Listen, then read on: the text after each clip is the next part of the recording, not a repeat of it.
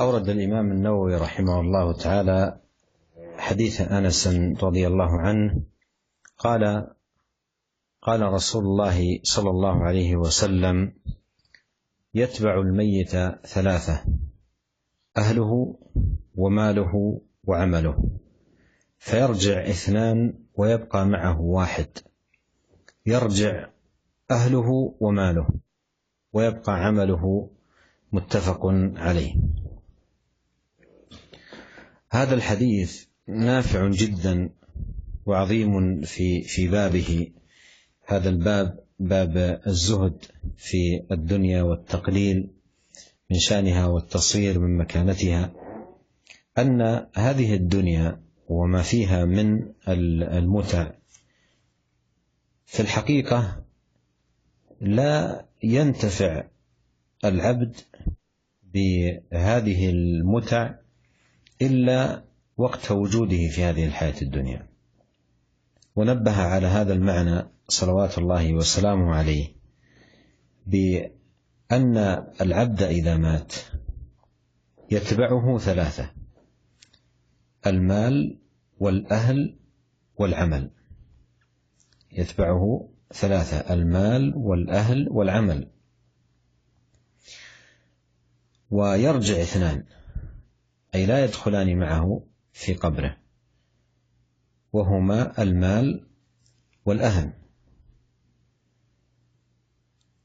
فيرجع اثنان ويبقى واحد، أي لا يدخل معه في قبره إلا عمله، وهو الذي يأنس به الميت في قبره إذا كان عملا صالحا. فإذن هذا بمثابة إنسان له ثلاث أخلاء وثلاث أصحاب، وأحدهم وهو الأهل يصلون مع خليلهم إلى جانب القبر التي سيدفن فيها ثم يرجعون عنه. وأما المال فإنه يرجع عن صاحبه أولا ولا يدخل معه في قبره. وأما العمل فإنه هو الذي يدخل مع الإنسان في قبره، هو الذي يدخل مع الإنسان في قبره، وهو الذي ينتفع به إن كان عملا صالحا،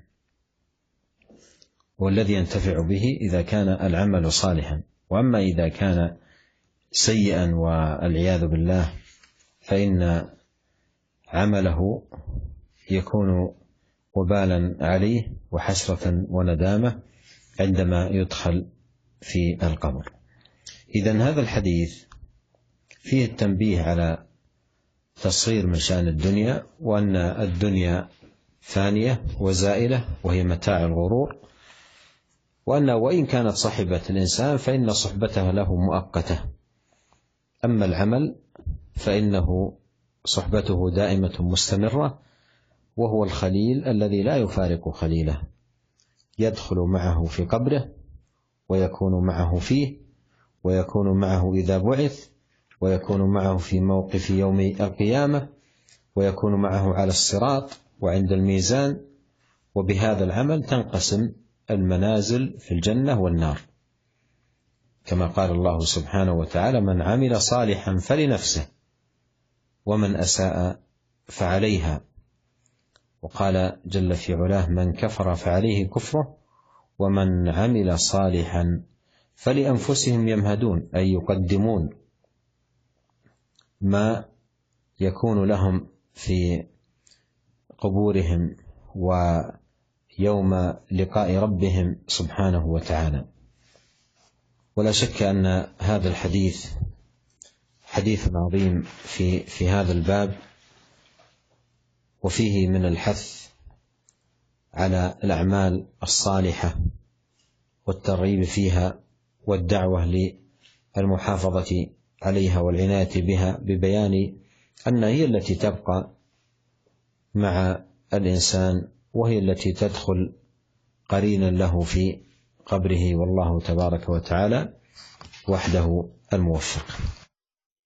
Para pendengar dan para pemirsa yang dimuliakan oleh Allah Subhanahu wa taala. Kemudian Al-Imam Nawawi rahimahullah membawakan hadis berikutnya dari sahabat Anas bin Malik radhiyallahu taala anhu, bahwasanya Nabi sallallahu alaihi wasallam bersabda, "Yatba'ul mayyita thalathah." Mayat itu diikuti oleh 3 perkara. Ahluhu wa maluhu wa amaluhu. 3 perkara tersebut yaitu keluarganya, hartanya dan amalnya. Fayarji'u ithnan wa yabqa ma'ahu wahid.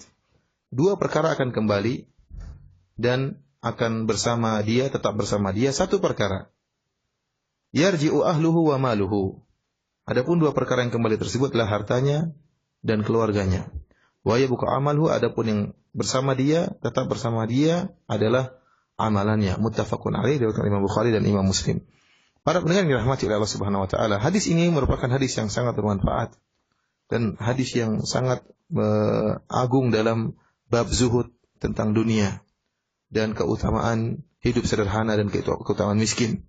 Bahwasanya dalam hadis ini dijelaskan bahwasanya dunia ini, ya, yang kita ketahui indahnya dunia dan seorang bersenang-senang dengan dunia, ya, sungguhnya pada hakikatnya seorang hamba tidak bisa menikmati dunia tersebut, ya, tidak bisa bersama dunia tersebut kecuali selama sang hamba tersebut masih di dunia, masih hidup di dunia.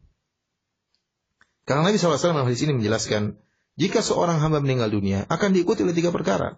2 perkara kembali dan 1-nya tetap bersama dia. Istrinya, anak-anaknya, keluarganya akan kembali. Tidak dikuburkan bersama dia dalam kuburan.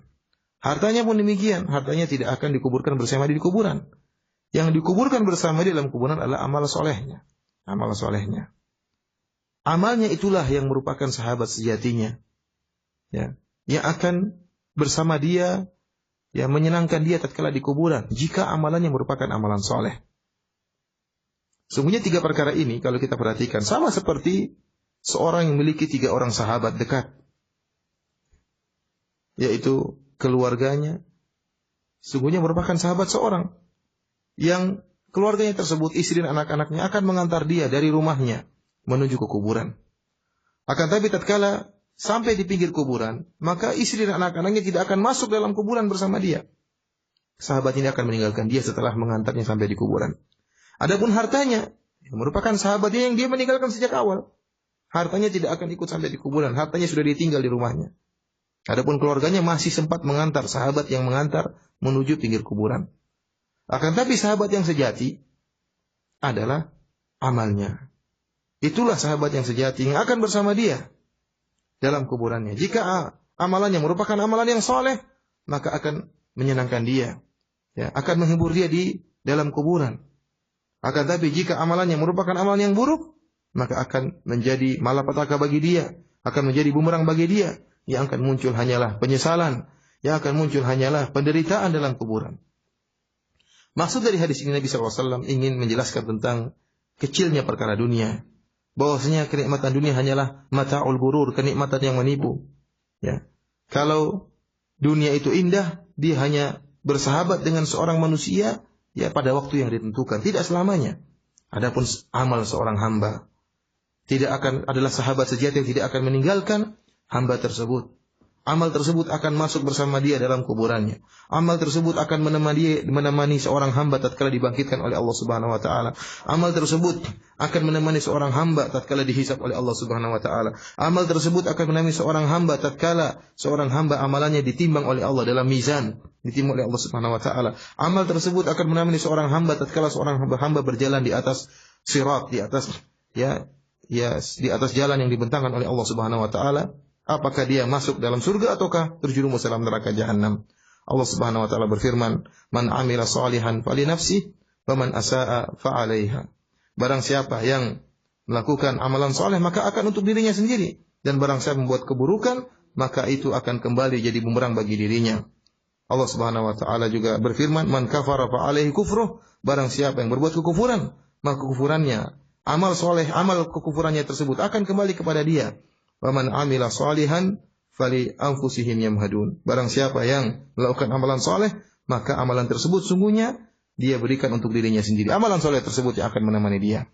Para pendengar yang dirahmati oleh Allah Subhanahu wa taala, maka tidak diragukan lagi bahwasanya hadis ini merupakan hadis yang agung, yang menjelaskan tentang pentingnya amalan soleh. Bahwasanya amalan soleh itulah sahabat yang hakiki yang akan menemani seorang hamba. Dan ini merupakan motivasi bagi kita untuk banyak beramal soleh. Karena harta yang kita kumpulkan, keluarga dan istri kita akan meninggalkan kita, yang akan bersama kita, ya baik di kuburan, baik di tatkala dibangkitkan oleh Allah, tatkala dihisab, tatkala di mizan, tatkala di sirat, hanyalah amalan soleh kita.